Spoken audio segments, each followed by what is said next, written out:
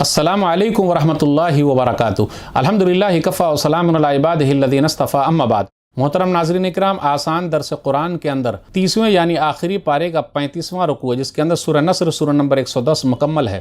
औज़ु बिल्लाहि मिनश शैतानिर रजीम, बिस्मिल्लाहिर रहमानिर रहीम। इज़ा जाअ नस्रुल्लाहि वल फ़त्ह, ऐ नबी सल्लल्लाहु अलैहि वसल्लम, जब अल्लाह की मदद आ गई और मक्का फ़तह हो गया।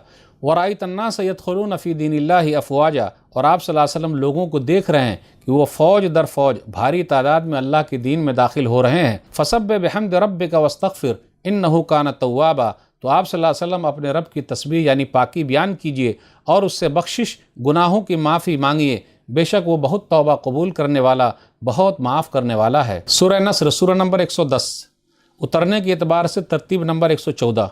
सूरह नस्र अन-नस्र मदद आयत नंबर 1 में है। ये मदनी सूरह है, हिजरत के बाद मदीना और उसके आसपास उतरने वाली सूरत मदनी है। इस सूरह में 3 आयतें 1 रुकू हैं। उतरने के एतबार से ये सबसे आखिरी सूरह है, पूरी सूरह के एतबार से ये सबसे आखिरी सूरह उतरी है। सूरह नस्र में 2 अहम चीज़ों की तरफ इशारा है। नंबर 1, पहला इशारा फ़तेह मक्का की खुशखबरी, अल्लाह अपने रसूल सल्लल्लाहु अलैहि वसल्लम की मदद करेगा और मक्का जल्द ही फ़तह होगा और इस्लाम में लोग दाखिल होते रहेंगे, फ़ौज दर फ़ौज लोग दाखिल होंगे। इस सूरह में इशारा है कि अल्लाह अपने दीन इस्लाम की मदद करता रहेगा और इस्लाम दुनिया के कोने कोने तक पहुँच जाएगा। दूसरा इशारा नबी सल्लल्लाहु अलैहि वसल्लम की दुनिया से रुखसती है। जब इस्लाम मुकम्मल हो गया तो आप सल्लल्लाहु अलैहि वसल्लम के जाने का वक्त आ गया है।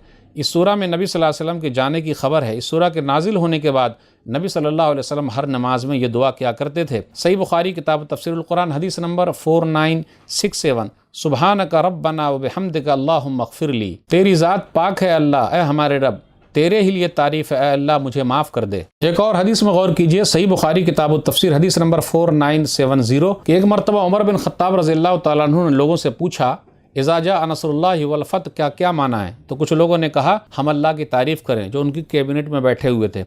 कुछ लोग खामोश रहे। अब्दुल्ला बिन अब्बास रज़ियल्लाहु तआला अन्हु जो मुफस्सिर कुरान है, अभी छोटे से बच्चे ही हैं, तो उनसे पूछा तो कहा हुआ अजल रसूलिल्लाह, कि इसका माना यह है कि रसूलुल्लाह सल्लल्लाहु अलैहि वसल्लम की मौत के बारे में बताना है। उमर बिन ख़त्ताब रज़ियल्लाहु तआला अन्हु ने कहा मा आलमु मिन्हा इल्ला मा तक़ूल, मैं वही जानता हूँ जो तुमने कहा है। इज़ा जाअ नस्रुल्लाह, मदद का मतलब क्या है? इस्लाम और मुसलमानों का कुफ्र और काफिरों पर गलबा।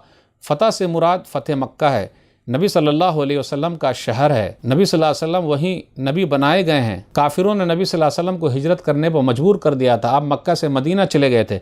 8 हिजरी में मक्का वापस आया, मक्का फ़तह हो गया। लोग इस्लाम के अंदर फ़तह मक्का के बाद ज़्यादा तादाद में लोग दाखिल हुए। इन्नहु कान तव्वाबा, रिसालत का काम पूरा हो गया, इसलिए आप अल्लाह की तस्बीह बयान कीजिए, तौबा इस्तिग़फ़ार कीजिए।